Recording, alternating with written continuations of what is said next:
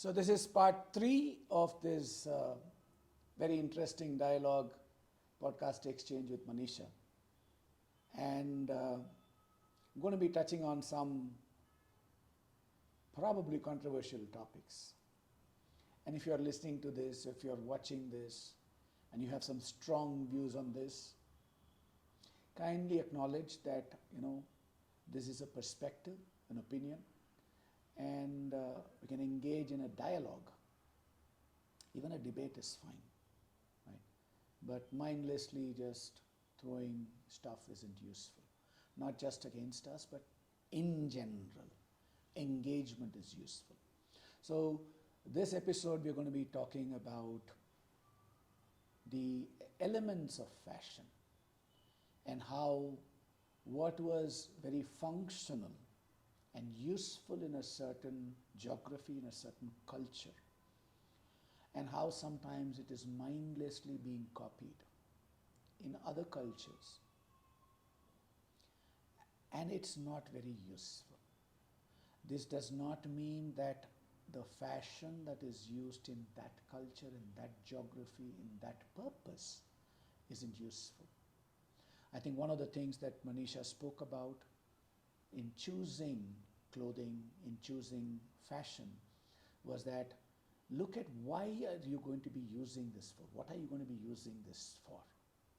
Second, make sure that you're comfortable with it, that it's good for you, you feel good in it. And thirdly, regardless of all of these things, if you are confident and you are confident about yourself, you can carry off almost anything. So this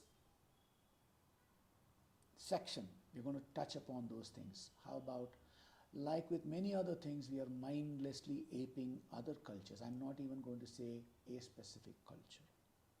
And those businesses and cultures that they have a vested interest. It's like any business.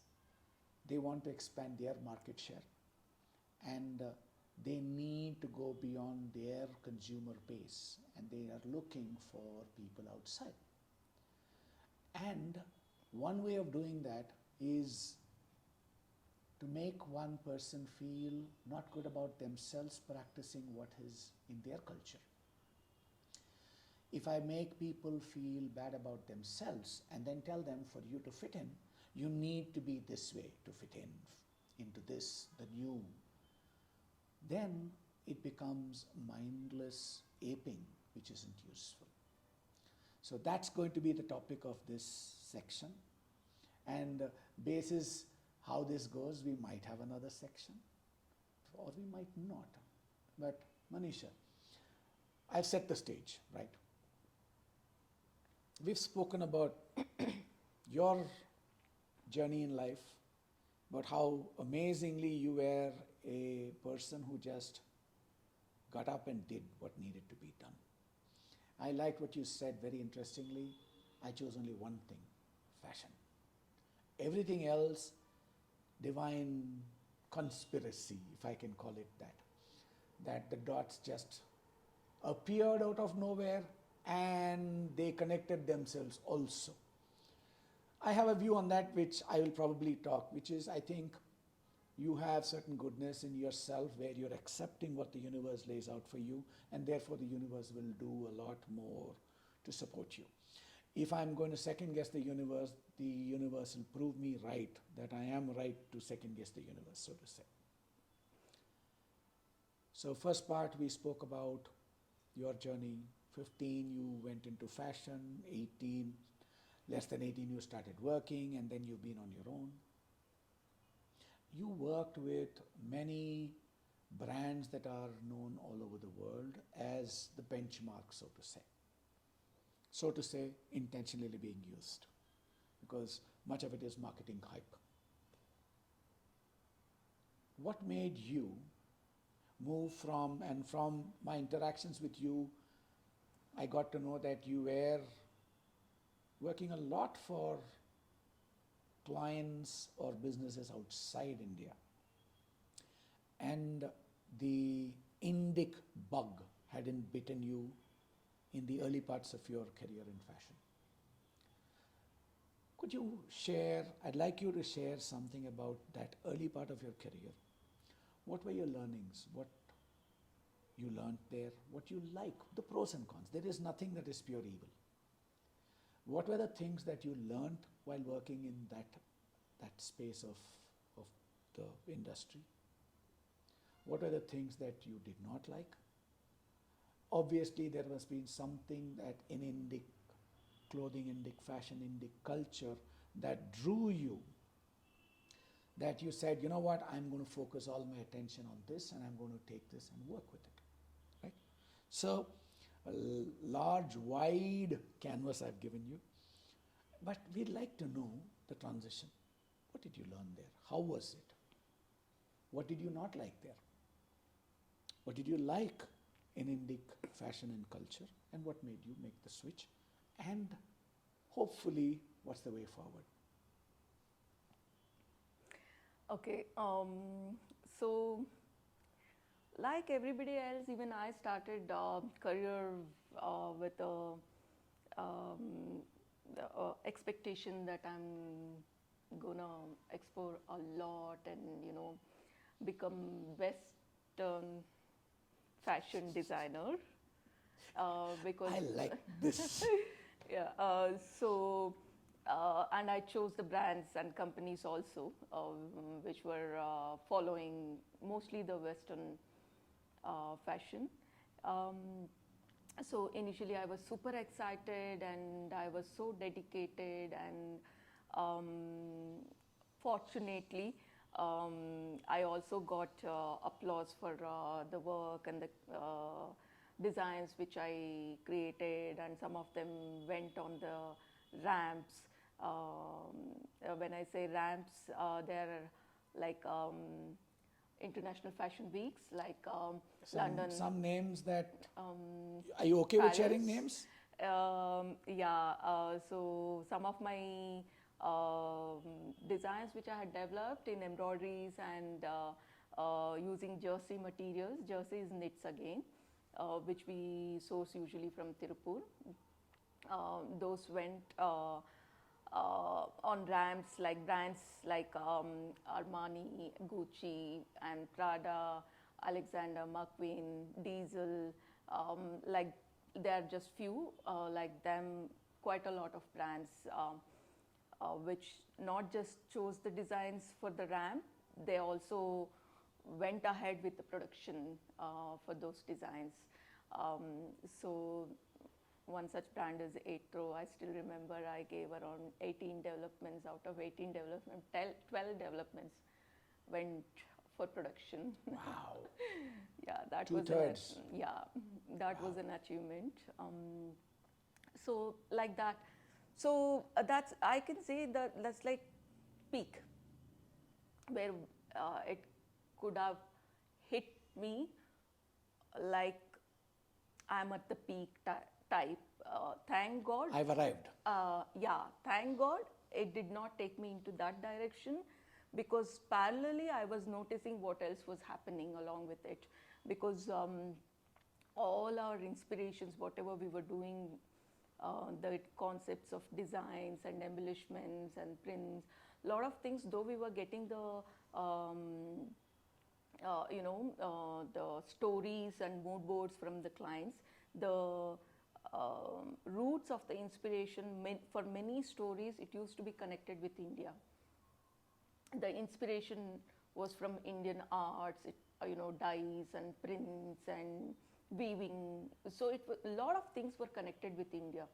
So I somehow, season after season, I started this one common pattern. A lot of things from India are going as inspiration in a bigger platform where nobody speaks about it. Of course, in the story they mention, like, somewhere like this weaving is from this part of India and all those things.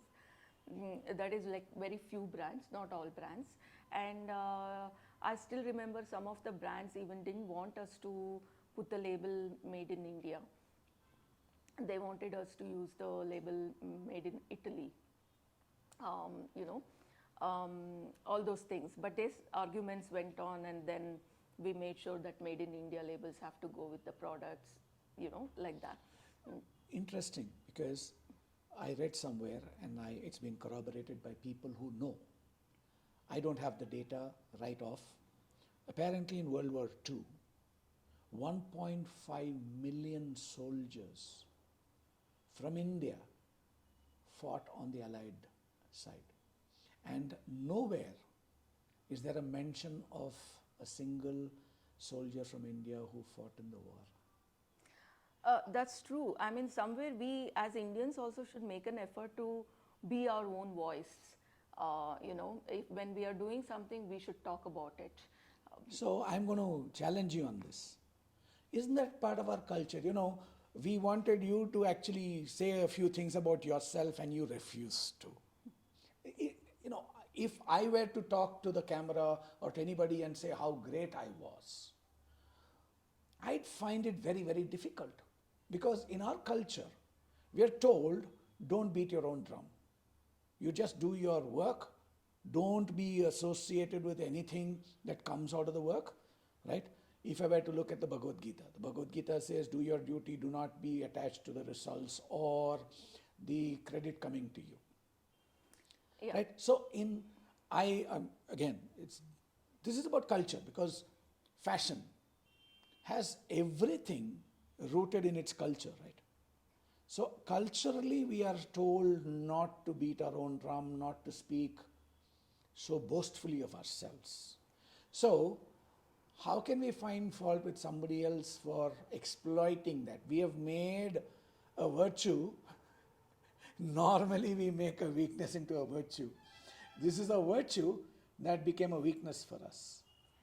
I agree. I mean, if I have to answer for this, yes, our culture says not to boast about self, but nowhere it is said don't talk about the truth. Satyameva jayate.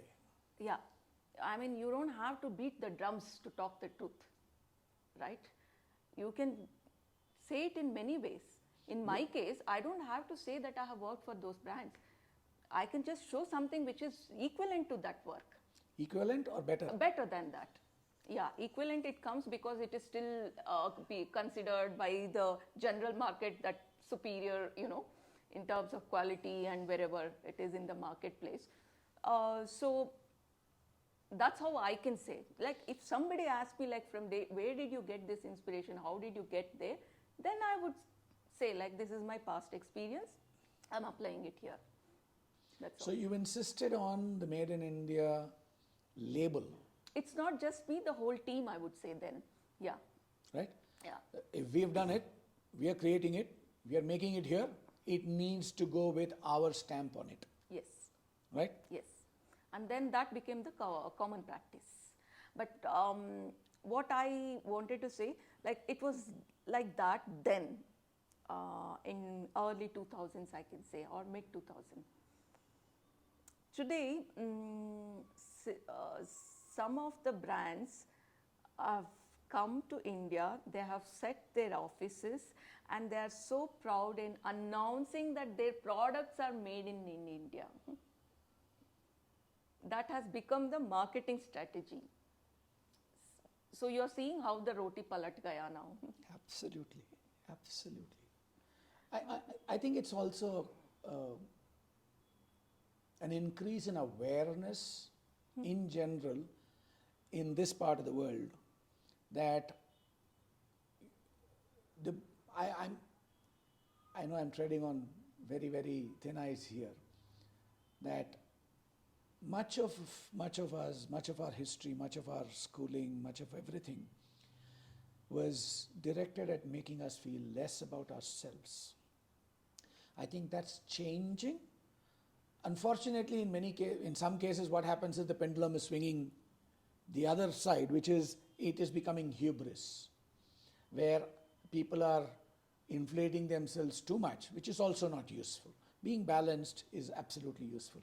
And this is where I go to the philosophical statement that I make, that there is nothing that is better or worse than anything else. Everything is unique. If it is unique, it cannot be compared. However, if the agenda is for me to drive my own business and it means that I have to kill everybody else, then I have to make people feel not good about buying those products that they're already buying. Tell them that mine is superior and you have not arrived in life if you're not wearing my clothing. Which is clothing, I was listening in a podcast the other day that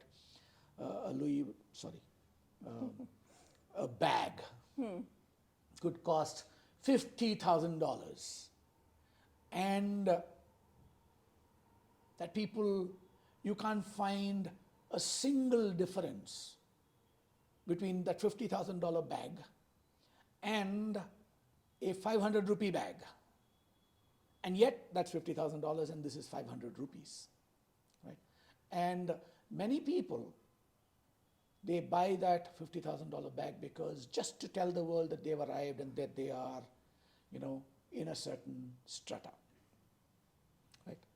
So how, we probably, when you say that, is there such a big difference in quality of that kind of fashion and here? I would only say they definitely take some extra care while producing the products, making sure that the stitching quality and the way how they make the leather and finishing of the product and the shelf life of the leather, all those things. They pay definitely extra attention to those details. Is it attention or is it discipline? Discipline, I would say, and also the brand should have certain value, right? So the reason I asked you this question, Manisha, I'm sorry I'm interrupting you. In an earlier podcast, one of our guests, he actually made a very interesting statement. 3 Indians will not stand in a straight line. Two, they will stand in a straight line because only 2, and you can always draw a line between them and call it a straight line. The moment you have a third person, it cannot be a straight line, is what he said. So again, so is that something that we need to learn? The attention to detail. I would say that, this is something which I learned from West actually. Chalta hai attitude, nahi chalega. Beautiful. Yeah. I have seen literally the so-called well-known big designers coming down and working with us.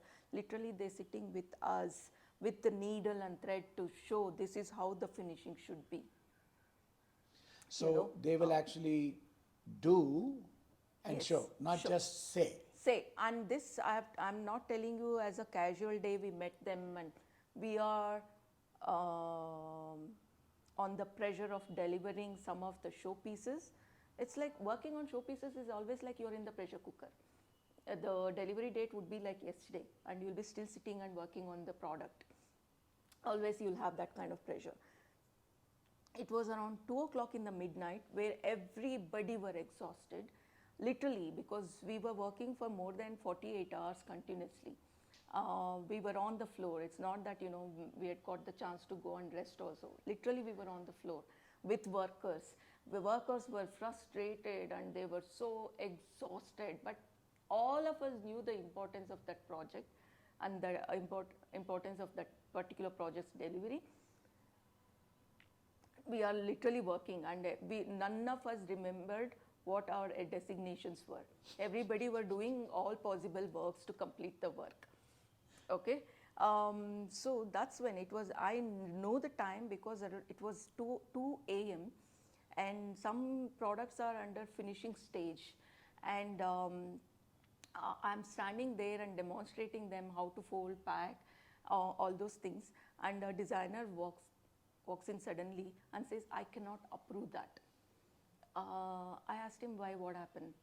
And he said, I cannot say in words because he was from Italy, he didn't know fluent English. So he said, I can show you. Wow. Yeah.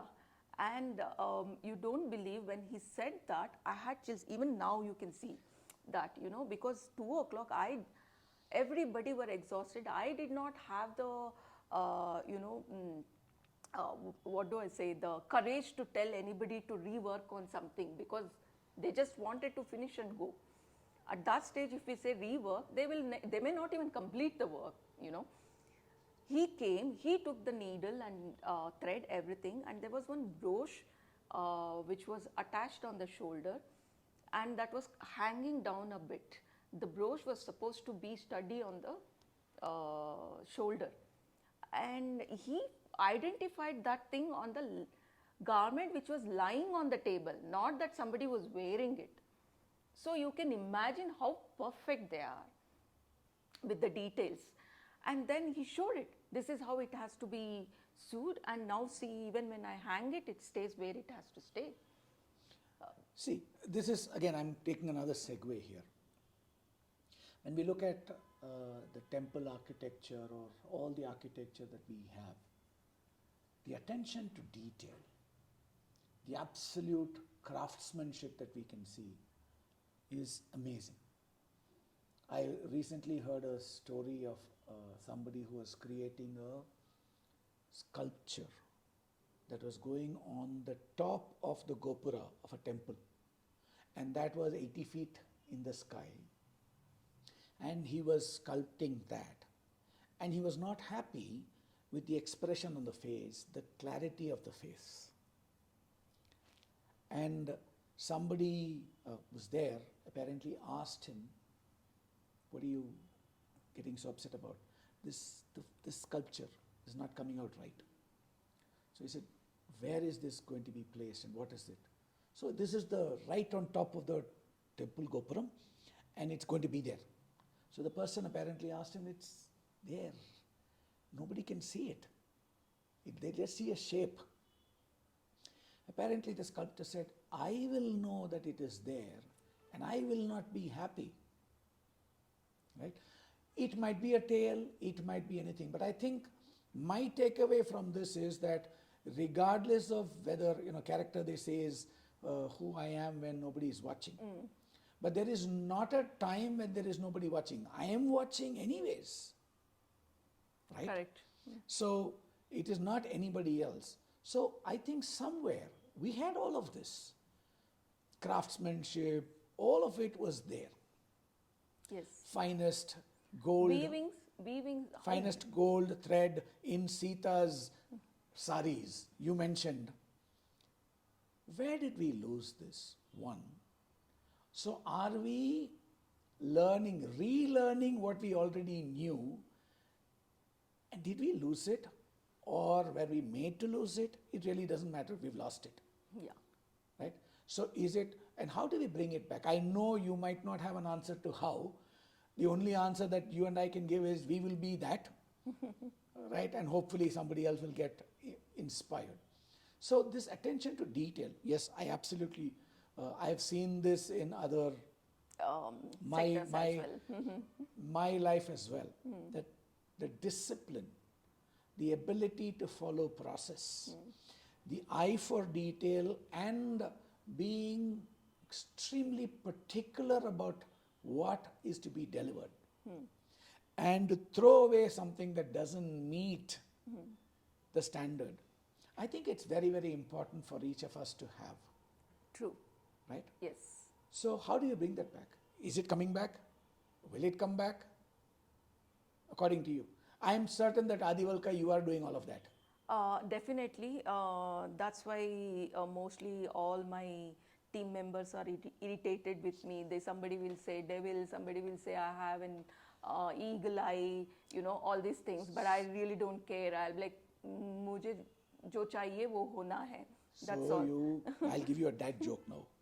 Next time they call you a devil, no? Huh? I'll give you a dad joke. Say, I am a Devi with love. Yes, I'm going to carry it back today with me. Yeah, a good one. Yeah, right. True. So yeah, I mean, the question which you asked, are people following? Yes, some people are realizing being perfect is really important. You can't let go something and expect the best results. You have to if you are not satisfied with your own product, how can you satisfy others? So first you have to be satisfied. For you to be satisfied, you have to tick all the boxes in your checklist. Only then you are satisfied.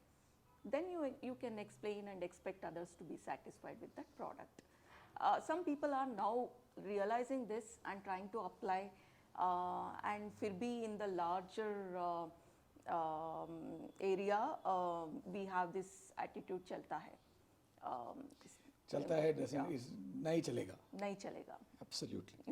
The reason I'm picking this up is what you were, what you just shared, got me to think of something that I think is very, very important for all of us to be aware of. You know, there's this wonderful book called The Art of Being Kind by a Swedish doctor called Stefan Einhorn. And there is one portion, right, and I keep saying this, the moment I open it, it's actually highlighted to that, right? I must stress one important factor, however obvious it may seem. It would be natural to ask if I am a living example of how a kind person ought to be. The answer is no, but that I'm constantly trying to learn more about how to live a kind life. He goes on to say, there are no perfect people, and we should be on our guard against those who believe themselves to be faultless. The day we think we are our own ideal is the day we must start again from scratch. Right? Perfection is being a thoroughly good person is a mirage. We may well strive for it, but like seeking the pot of gold at the end of the rainbow, we will never reach it. This, I think, is most important here. But we can decide to become better people in the knowledge that we will never be perfect. And in the end, all we can do is our best. Yes. Right? I thought that sort of, it fit in so beautifully to what you're saying. We need to strive for that perfection. Knowing that there is nothing called perfect. Yes. But that perfection and that perfect is a measure of how much of my best and how much of me am I putting into the task that I'm doing. Yes. Have I done my best in this moment? Yes. Yes. So in this moment, I've created something that is perfect. And that client of yours demonstrated how to raise the standard a little. Yes. And I also learned, that's the moment when I understood, like, it's so important to pay attention to the smallest detail in the product. And because I saw the difference before, how it was looking, after he worked on it, how it looked. And that stayed in my mind. And even today, if I'm able to talk about it, because it's always there in my mind, that difference which I observe. Absolutely. You're reminding me of another wonderful human being that I was fortunate to work with. And this person once came and told me, he said, GS, devil is in the detail, right? I looked at him and I said, because I was being very particular, formatting, the font in one place is not all right, it's not the same size, if this can't go out to a client. So he came back and said, devil is in the detail, right? So I said his name, and I said, no, God is in the detail.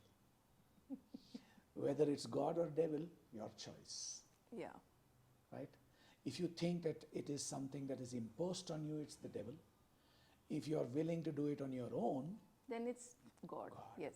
Right?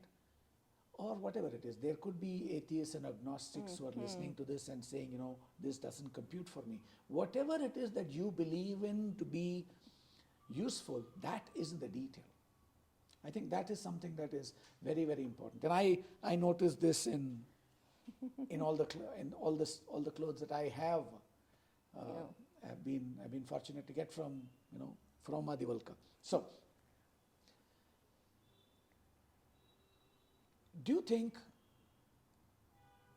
the way we are right now, again in some form or shape, a different kind of what is natural Indian is not good? That messaging is going on for a while now. Correct? What are your thoughts on that?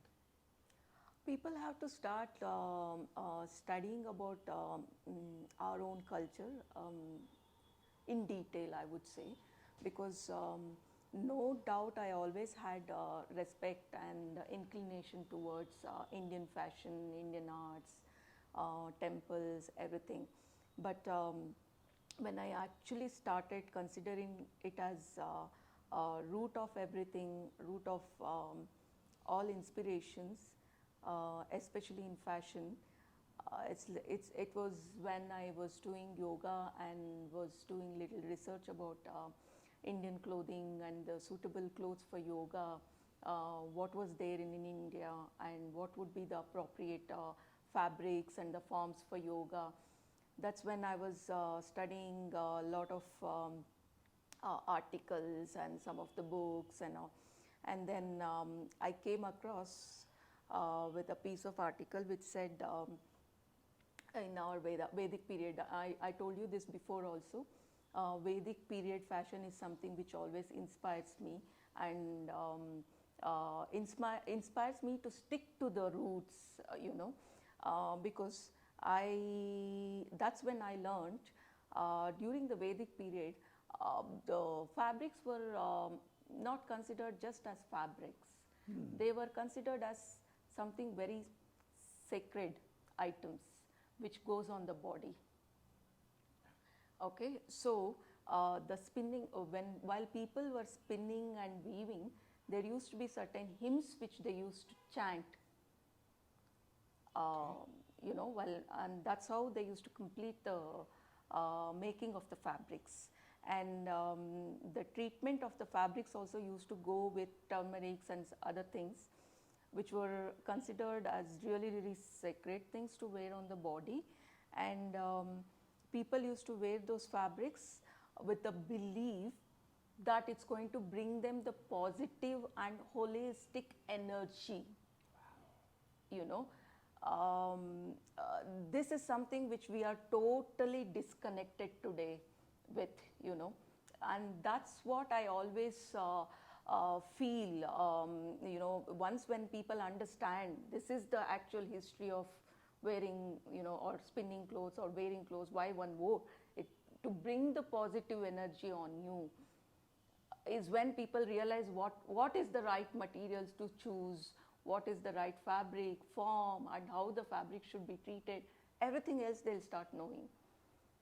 So, understanding this from where it is coming and how it was made, how important it was for us, wearing the clothes, not just as clothes, but to bring in some energies into our bodies. If everybody understands this, then probably the pattern of selecting the clothes will change gradually, is what I believe. And after knowing this only, I did little more research, and then even today there is the Ayurvastra is in practice, where they treat the fabrics only with the herbs and medicinal plants and all. So I didn't know about this at all. Yeah. Many things I don't know about. This is one of them. Yeah, this is today still there are some people who are practicing Ayurvastra. So they're treated with herbs and all those things, and then the fabric is created. Yeah, so Ayurvastra is the name which we came up with actually. I was doing the research, I came up with all this informations, and then when I discussed with Jaya, he was really, really curious about it, and then we went and visited the place, and we named it as Ayurvastra for Adi Valka brand. Ayurvastra is in general also they say, but for Adi Valka we wanted this to be another segment. So Ayurvastra, so curious, a segue, but we'll make that segue. How does that work? For how does that work, and what does it do? I'll tell you, good one. The whole process of making that fabric is organic. They grow the cotton also organic way. They don't use any chemicals, and the spinning, weaving, everything will be in organic method. And they take certain herbs. They have different combinations for different purpose. For a better sleep they have one combination. For diabetic people they have another formula. Just for the skin to feel fresh and healthy they have one formula. They follow those formulas, and each formula will have certain combination of herbs and seeds and medicinal plants which goes into the boiling water, and they boil the fabric for a certain number of hours, and then they take it out, and the fabric would have caught some colors also, natural colors from the herbs, and that's Ayurvastra. So treated with medicinal So there is a herbs. certain well-being, certain conditions, there is a certain process, and if I wear that, certain conditions will get treated. That's what they claim, but we couldn't do deeper research on this because it's on a hold. So maybe when we take it up, we go much deeper. Maybe into we it. should do just do peer review, which is what many people want, just peer reviews. You know, it doesn't matter how it works. If it's peer reviewed, it's good enough, right? So we'll... No, the people whom we met, they are not doing just for the sake of doing it. It's been their family business for generations. So they have that knowledge. They may claim, but what I wanted to say, when our Veda said that turmeric treated fabric is suitable for all skin types, there was a reason for it, for them to say, right, to write about it.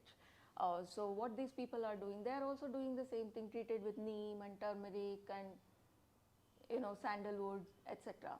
So all of them have certain good qualities in them, which is good, skin-friendly products, right?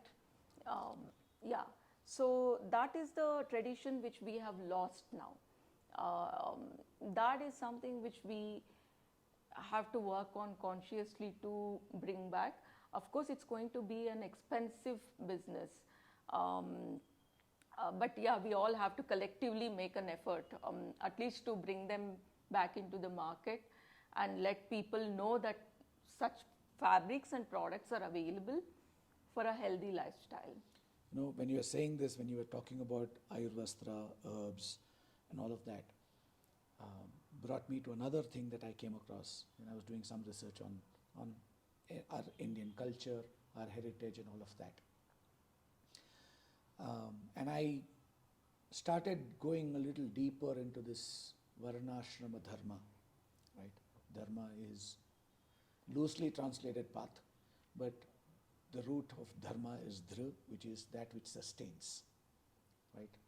So there is no word that can describe Dharma, no word or sentence. It requires a long paragraph. And if we look at it, it's a 4x4 grid. Varna means color. Ashrama means state of life. So student, householder, retiree, and sannyasi, as is called, as getting ready for the next shape, form. And the varnas. So I was starting to look at all of those things, and I realized that it has become a diluted version today. Right? And when I'm told, again, I have not done the research myself, that the word caste does not exist in our native dialect dictionary. That it came with certain invaders and they took it from a certain Greek antecedent and all of that. When I was looking at it, I realized that these, what is called the Varna, was never by birth. The Varna was never by birth, it was by attitude, aptitude and all of that, and it was a certain process that was followed at a certain age that it would be defined. So in the same family, you could have different people in different Varnas based on the attitude and aptitude. But today it has become something that is coming by birth. Yes. That's where somewhere we lost it. A lot of the things that we've lost. The reason I'm going there, one of the things that I started researching is that one definitive thing was the Varna. I said, why did they call it Varna? I started going a little deeper into it. And I found out that it was the covering of the upper torso that was of a certain color. Yeah. Right? It's called the Upavitam. This in Sanskritam would be called an Upavitam, because this is not supposed to be worn on top of this. This is supposed to cover my upper torso. Now it's become a fashion statement and I can use this to do this, but earlier it was supposed to cover my upper torso. So Upavitam. And then I said, this sounds very familiar to another word, Yajñopavitam, which is Sanskritam for what is today called the sacred thread. So I started going into yajna. I was just looking at linguistics, and I don't know Sanskrit. I don't know Sanskritam. I don't know. I'm wanting to learn, but I don't know anything. So I started relying on other people who were learned and didn't have an axe to grind, and I started going deeper into it. I'll come back to Ayurvastra. That is why I'm going there. I don't want people to think that we are going off on some rambles. Yajna upavitam. So it said for yajnas, there is a certain covering for the torso. And I came across something very interesting when I got into that. Apparently, depending on who was doing the yajna, what kind of yajna was being done, the yajna upavitam could be of various things. It could be metal, could be metal strands, it could be herbs, it could be flowers, it could be leaves, it could be anything. And they were being done for a certain purpose for the person performing the yajna. Right? So I think we knew a lot about how it would affect us. And so to me, it's not surprising at all that Ayurvastra could work. The logical, if I can call it the logical mind, or the problem-finding mind, how many washes will it stand is the question that comes up. Yes. So obviously it would have a finite life, and then it would become like any other fabric. Yeah, I mean they were saying like some would stay for 50 to 60 washes, and some are permanent, depending on what goes into it and for how long they boil the fabric in the boiler with the medicines. It all depends on that. Okay. So we actually did this small project on that. During COVID, we released Ayurvastra mask. So it's there in our website. Wow. Mask made with this Ayurvastra fabrics. So we had tulsi and turmeric, sandalwood and tulsi as one combination, neem and turmeric as the other combination. 3 combinations we had. So finite life? So 10, 12, 15, 20 washes and then throw it away, or use and throw? To be very frank, we made the mask that time because we wanted to give something which is really organic. Because children also were supposed to use the mask. So that time the whole world, everywhere, every market, single market was filled with masks, like all sorts of masks, right? So I felt that it is necessary at least for children to have something which is organic, because they are wearing it all the time and breathing. They don't know what they are breathing, they are just breathing because they are supposed to wear the mask. That period was really bad. I mean, everybody had to go through that. So that's when we released the mask, and the response was good actually. And during the COVID, the shipment period used to be like 45 days, and all still people ordered from different countries for those masks.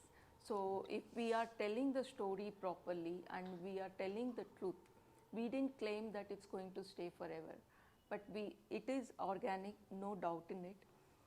We said it is organic, and it is Ayurvastra, no doubt in it. Yes, it is Ayurvastra. If somebody asks me for how long the effect of turmeric and the neem is going to be in that, I don't know. As long as the color stays, I can say. But in my wardrobe, the masks whichever I own, they are still the same. Like they have faded a bit, but I can still identify which is tulsi, which is neem, and which is sandalwood. Interesting. Coming back to the original theme. So when did you make the switch from, the big names, the Gucci's, the Pradas, and the Diesels of the world, and then said, I'm going to do something that is Indic? Yeah, I mean, from that part of the world, I moved to another company which was a buying house for US market. Total contrast. From luxury products to streetwear. That is, so this is like highly crafted, this is like, mass production. It's like if you take a t-shirt, you find every possible thing on the t-shirt, overloaded with designs and labels and branding and lot of graphics on them, colorful, a lot of embroideries and colorful prints, like that. Total contrast, I can say. Sometimes I wonder when I say some of those things, whether, people went around looking at all the scraps of cloth that were left over from cutting and then they put it together and created something. Oh, that was there actually for Oh my 3 God. seasons. For 3 seasons, the t-shirts went on like that in the market. Cut and sew and applique work, it is called, as using some other garments fabric. Initially one product was made, but later for production we had to produce the fabrics in that way and cut and sew and You're reminding me of a very funny incident. Growing up, I was probably 5 or 6 or maybe a little older, and 3 cousins, we used to be there, and grandmother, maternal grandmother, we would always go and pester her. And, we'd ask her to make some sweet, something sweet. And she said, okay, I'll make rava milk cake for you. I said, okay. So we were all sitting and she made the rava milk cake. Apparently for her something went wrong. And it did not come out as a cake, but it came out like a gooey but very, very interesting thing. It was amazing. So we ate it. Next day we went and said, we want you to make the same thing. She couldn't. She said, I'm not supposed to make it this way. Right? I was trying to make something else and it came out this way and you're asking me to replicate it. I don't know what to do now. So maybe something like that, and you created something and then you had to create the garment itself in that fashion. My God. yeah, I mean, I don't say like we were trying to do something and we got there, but the idea was like that only, using the different fabrics and designs and applying on one garment and seeing, because in US there are some cult brands which are very loud in fashion. They like only colorful stuffs and lot of graphics going on the t-shirts with bold statements, with a lot of skulls, like that, and tattoos, all those things. So that is what I did after I worked From the luxury to this, to the mass. Total contrast. But again, this gave me a different exposure. Like I learned quite a lot about US also. This is one of the segment which I'm talking. This cult, some of the cult brands who chose their products to be like that. But there were other brands also who literally went with minimalistic details on the product, but the product would look quite elegant. So I've seen both there. So after all those things, I felt that I've done around, and I have to do something of my own now. It's just like that 2.5 years. I've done all of this, now what next? Yeah. So because then it's like, TK, for how long can I go on working on somebody else's inspiration and give them, and if I'm capable of working on somebody else's inspiration, I'm capable of working on my own inspirations as well. Why not? Let me try. So that was the first project which I tried. I was still working. I did not disclose to anybody, but I just went ahead making my own designs, and I named that brand as well. I went ahead and registered the brand, and I was ready to launch, but then I realized that's not how the business works. I like the way you say it. It's not the way it works. So I realized that, and then I was like, no, I'm not going to do it. Whenever I do it, I have to be prepared for it. Then only I'll do it. Around 50 designs I had worked on for that brand. Then I took a call, no, I'm not going to do that. And like a good girl, went and closed the brand. Because I had to formally give the letter, everything to close that with the auditor. So all those things I did, and that chapter was over. But it always was there in my mind, because that brand again had the inspiration, some of the inspirations from West. Probably that didn't fit in with the thoughts what I had in my mind. So I just took a break yani, from that idea, but I was still working and I continued working.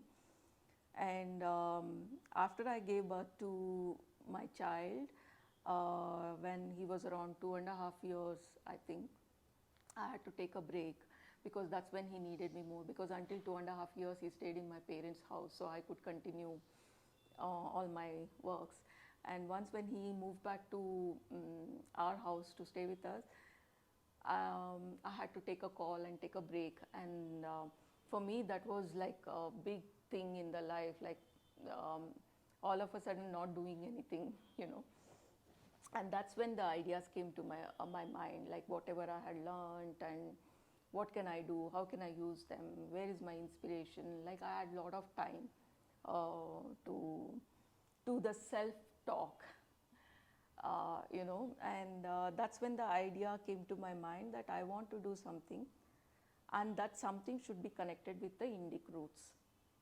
Why? Wherever I worked, wherever my projects were, different parts of the world, I can say, some connection I used to see with Indian roots, in terms of fabric or manufacturing or dyeing or weaving or even the embroideries, anything that used to be connected with our country. So somewhere it always stayed in my mind that me being an Indian, I don't have to travel anywhere else if I want to do something. This is the right place to do. We have all required resources here, knowledge most importantly. So we can, I mean, it helps. If we've come up with the idea, whatever is available here is more than enough to create the wonders. That's all I had in my mind then. And it didn't work that time also for me. And then in 2014 is when I took a firm call on it and started Fashion Adda. I started that small manufacturing unit, come design house, basically to start my own brand. But then it so happened that I had so many clients, I became more like a custom made orders designer then. But good experience I had. But again, due to some personal reasons, I had to close that down. And then I got into yoga, and yoga literally inspired me to study more about Indic fashion, fabrics, traditions and culture, everything. I mean, it just connected me to a lot of things where I started feeling like, you know, this is the right time to do, you know, I'm already late.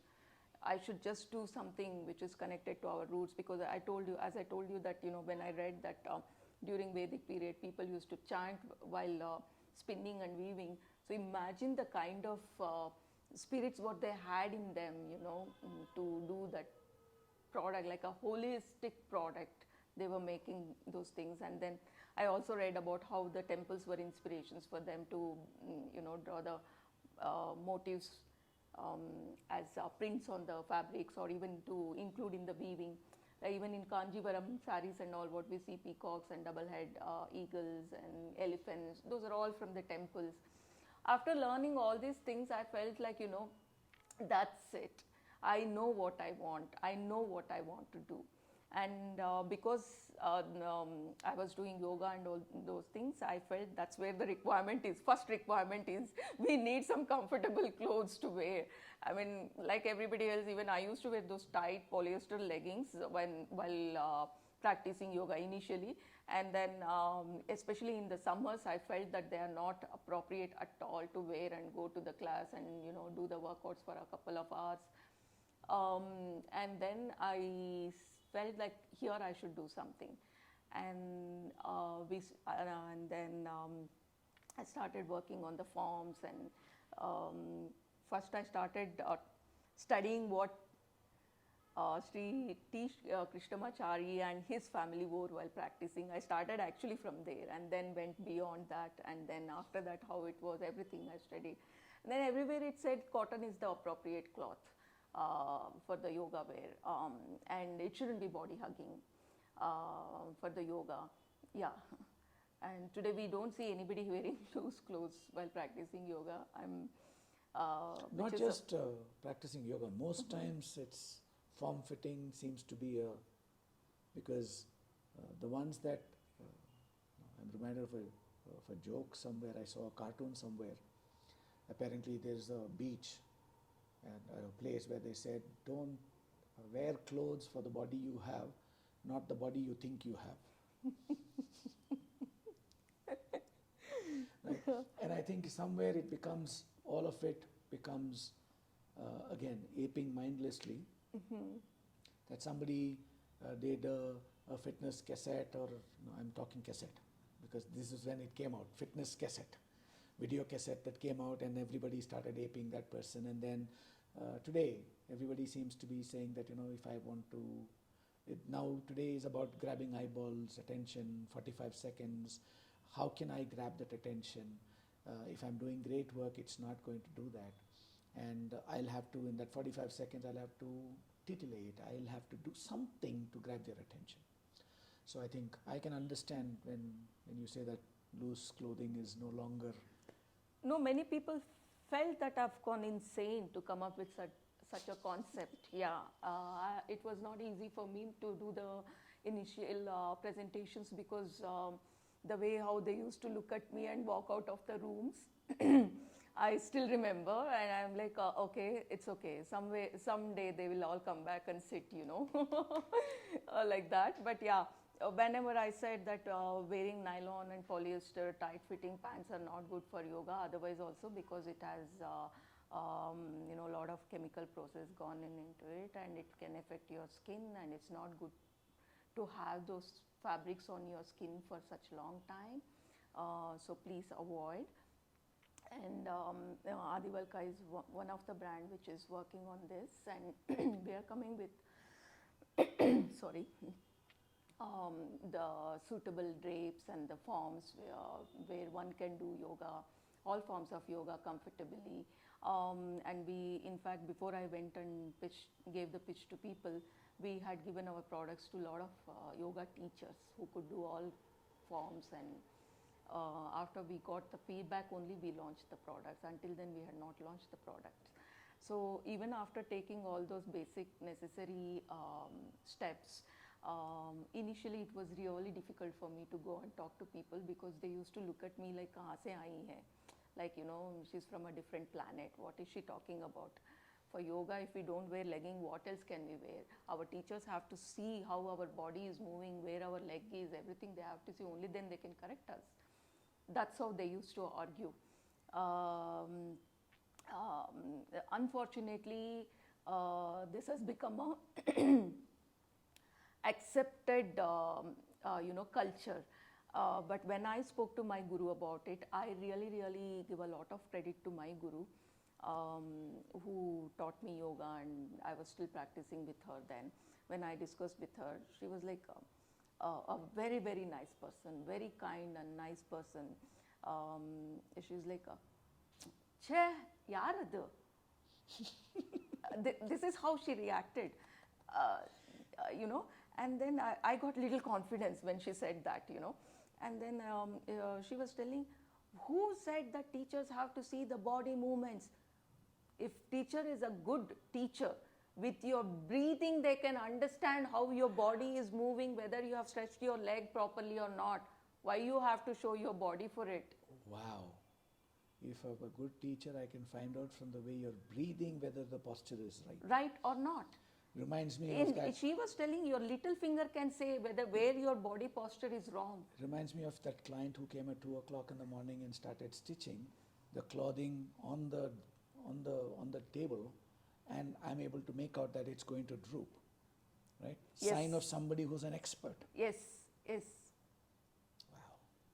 So she was like, I practiced all my life yoga in sari when Appa taught. Like, yeah, now I will say who Appa was, T. Krishnamachari, and his youngest daughter, Srimati Shubha Mohan, was and is my yoga teacher. Wow. Pronouns to her. Yeah, and she really, really helped me a lot while working on the patterns. I used to wear the samples in the class to check if the patterns are working or not, and they used to be pretty loose. And she was she's such a great teacher, I must say. Even then she used to correct my posture, and then she used to give me some tips also. Maybe you can alter your pattern here so that your legs will not be visible. Like that. Quite supportive she was. And once when we came up with the proof of concept collection for Adivalka, the first shoot we did with her only. Adivalka's first shoot. Wow. She wore Adivalka pants, and we still have the pictures in our Facebook. And I use your Adivalka pants when I go to the gym, so I find that extremely convenient, comfortable. I do have some things that, pockets are not big enough for me. Yeah. But that's okay. That's a small thing. I can wear a hip pouch. Curious question, personal curiosity question, and all of these people will have to also listen to this question. I can ask this offline, but I'm asking this online while we are recording. Do you have anything that, I can use? This I cannot wear. I will find it difficult to wear, not cannot wear, to go cycling. Because one of the things I'm trying to do is to see if I can walk, cycle, and be self-powered when I'm locomoting, so to say. Right? I tried with this, found it a little difficult because I sweat a lot. So do you have some things like that in mind that you can create? Because like yoga, cycling is another big, and fitness. Yeah. Right? Yeah. So for these kind of requirements, we came up with another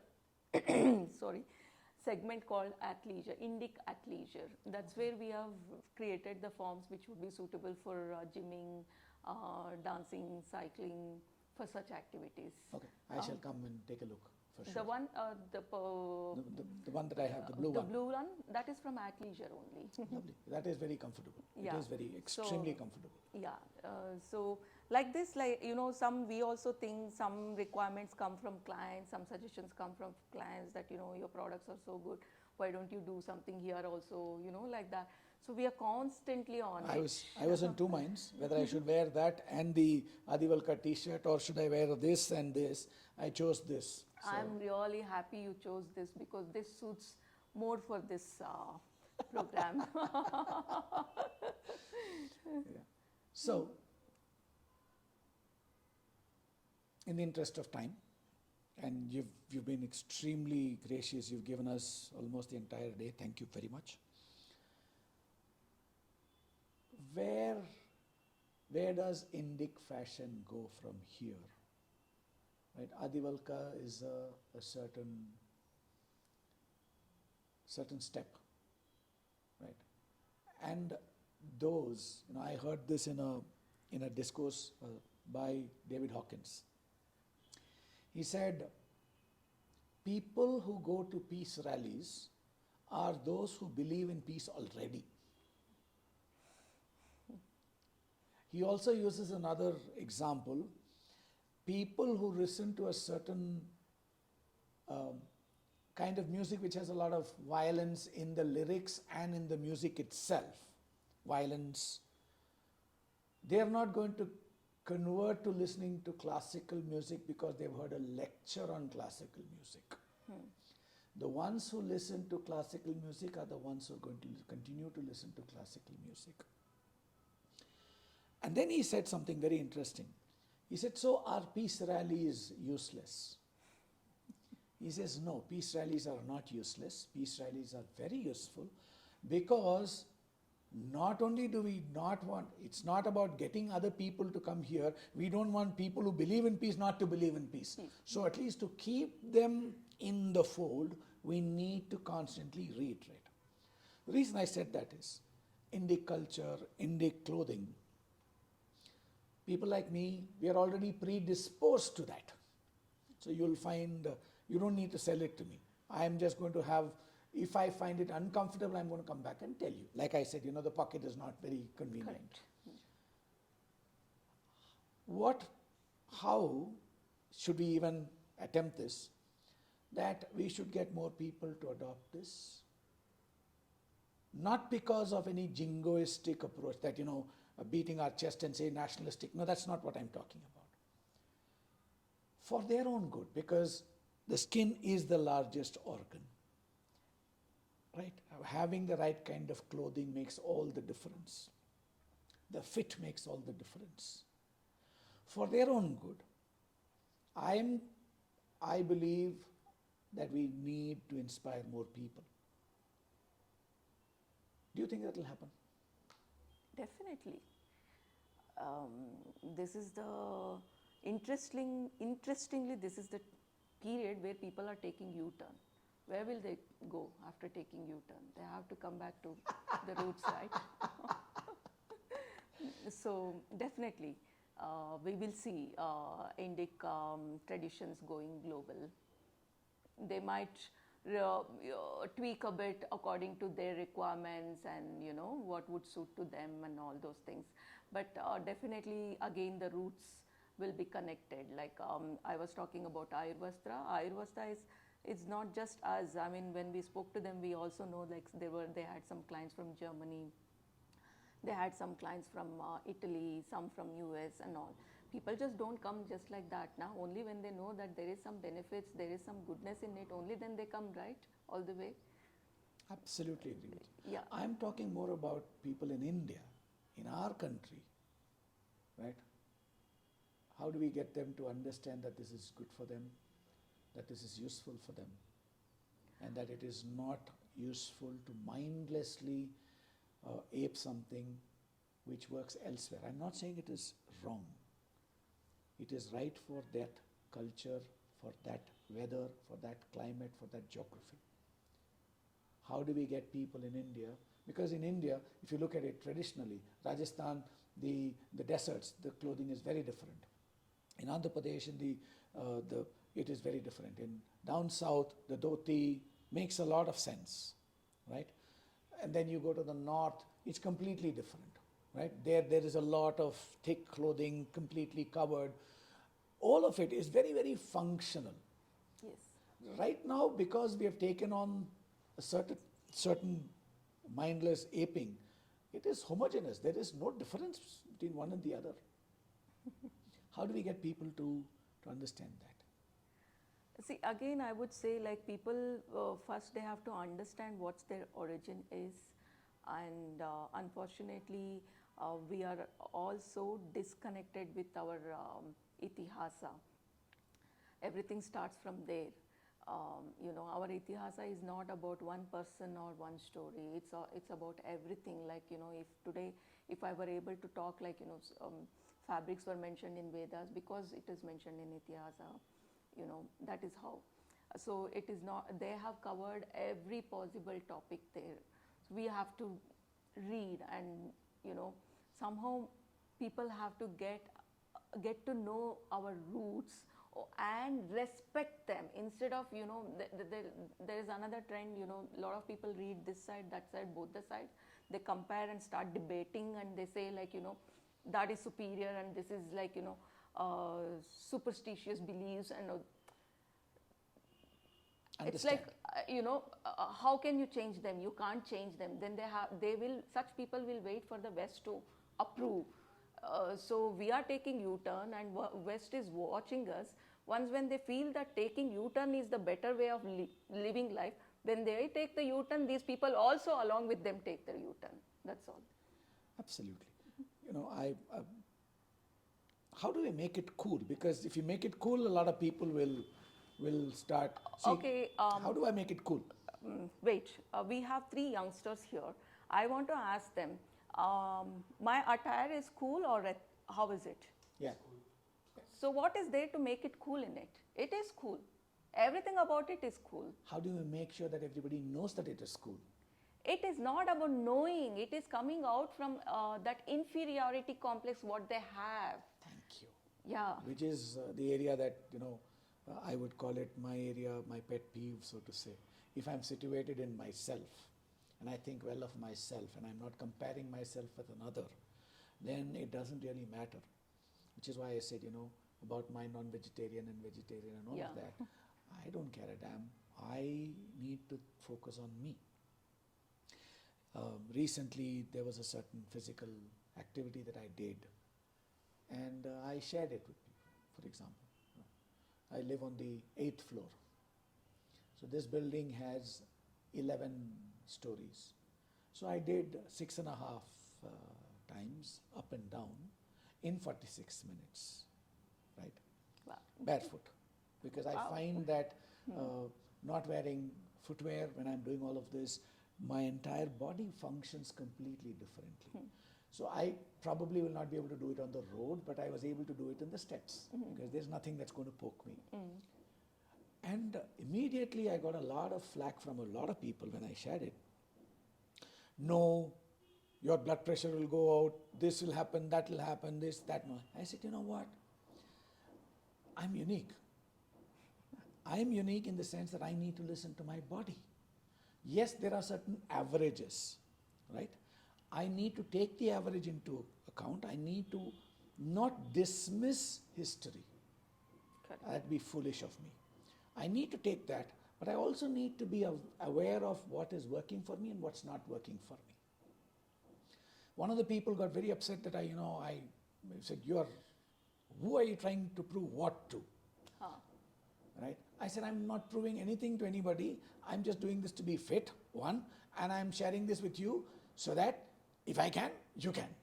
So that's the only intention. I'm not beating my drum. And then I turned around and looked at this, I asked this person, what if I had told you that I was able to walk from the bottom up the hill, many, many steps of a religious place of worship? What would your reaction have been? The person said, oh, that is different. I said, how is that different? Right? The place of worship for me is my body here, and I'm taking care of it. So, it's not about making it cool. It's not about there are people who are going to be looking at it. We see our world the way we are, not the way the world is. Right? However, I can take a very philosophical approach and say, so everybody does what they have to. But then we wouldn't be sitting here, this podcast wouldn't be happening. Yes. Right? Now that I've decided to walk this path and decided to be out there, what are ways in which we can get them to understand that they need to think well of themselves, and therefore what they wear is an expression of how well they feel about themselves rather than the other way around? It's very simple. At the same time, it's difficult also. I'll tell you, because if people start doing self analyzation about what they're wearing, every time when they wear different clothes, how they feel, what made them to feel happy and comfortable, they'll be able to pick the right thing which suits to them. Lovely. I think that's a lovely place to end this. Thank you very much for your time and the absolutely amazing sharing that you've done. I do have one question, and this is a question that I ask all my guests. It can be some instantaneous answer or something that you would have thought about, whatever. What is one message that you want to get out to the world? What is that one most important message that you, Manisha, wants to get out to the world? At least to the viewers and listeners of this podcast is a first step, and then they will share it and more people will get to know this. What is one message that you want to get out to the world? Never give up. Beautiful. That's it. Whatever it is, never give up. Beautiful. I think that's a beautiful place to stop. And one thing that I do is I always take a rain check from all my guests that, we will call you back and we will want to talk a little more, maybe different things that we can go into more detail on. Sure. We can dial deeper into many of these aspects. Request you to just look at the camera and tell people to like the podcast and share it with people, please. Just tell them. Yeah. So as a request to all viewers, please watch the full video and share with all your friends and family and support the HappYness Helix. HappYness Healings. If you want to just cut it, please cut it. I took really lot of time to say that. That's okay. We are going to put it this way. No cutting. No. This is Manisha Unplugged. We don't want to be that. The correct all. Hoity-toity. This is who we are. Okay. Right. Great. So please watch, like, subscribe, and share with at least one person. Because the intent of this podcast is to make available information at no cost that can make the lives of people better. It has no commercial interest at heart. Thank you very much. If you watched so long, thank you very much. Please leave us some comments. And if you think there are guests or topics that you'd like us to deal with on the podcast, let us know as well. Thank you very much. Stay happy, keep smiling, and just be yourself.